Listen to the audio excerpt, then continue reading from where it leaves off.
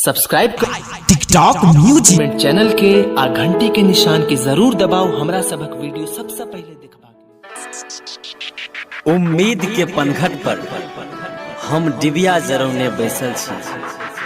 अहाँ तो वादा क के बिसर गेलै, लेकिन हम एखनो आस लगौने बैसल छी। हम आस लगौने बैसल छी।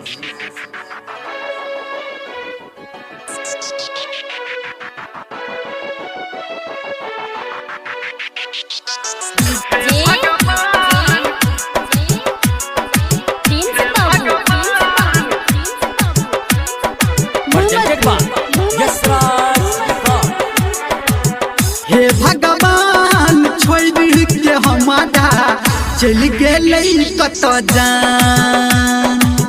हे भगवान छोड़ के हमारा चल गेलै कत जान। हर पल अखिया देखै छै रस्ता, हर पल अखिया देखै छै रस्ता, लागा निकल जत प्राण। हे भगवान छोड़ के हमारा चल गेलै कत जान। हे भगवान छोड़ के हमारा चल गेलै कत जान।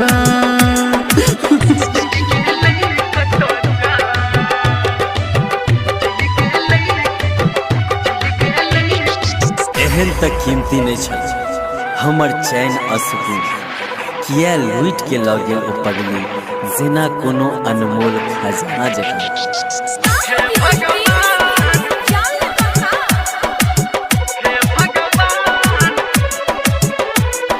बन के चिड़ैया उड़ल एतना तेजी, केकरा से ई हम बतैबै हो। तू ही बताब मोरई के रस्ता, कोना के ओकरा भूलैबै हो। हाँ बन के चिड़ैया उड़ल एतना तेजी, केकरा से ई हम बतैबै हो। तू ही बताब मोरई के रस्ता, कोना के ओकरा भूलैबै हो। तीर ओ दिल पे एहन चलेलक, तीर ओ दिल पे एहन चलेलक, अखनो छै हो निशान। हे भगवान छोड़ के हमारा चल गेलै कत जान। हे भगवान छोड़ के हमारा चल गेलै कत जान।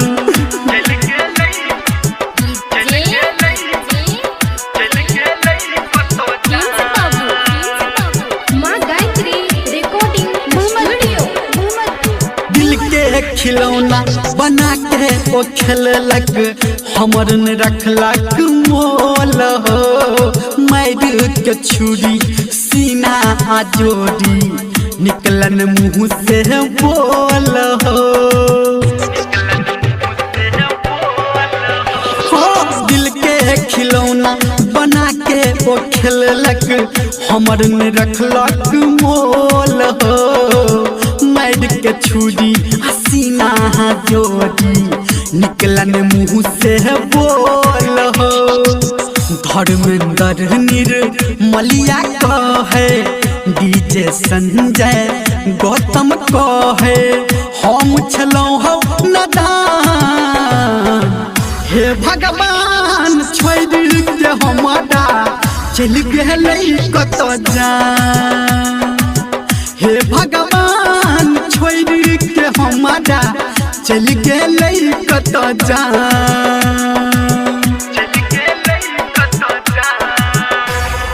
प्रेम के उजाला में अन्हार किया हो छै, जेकरा हम दिल से चाहना वह किया कनबे छै वह।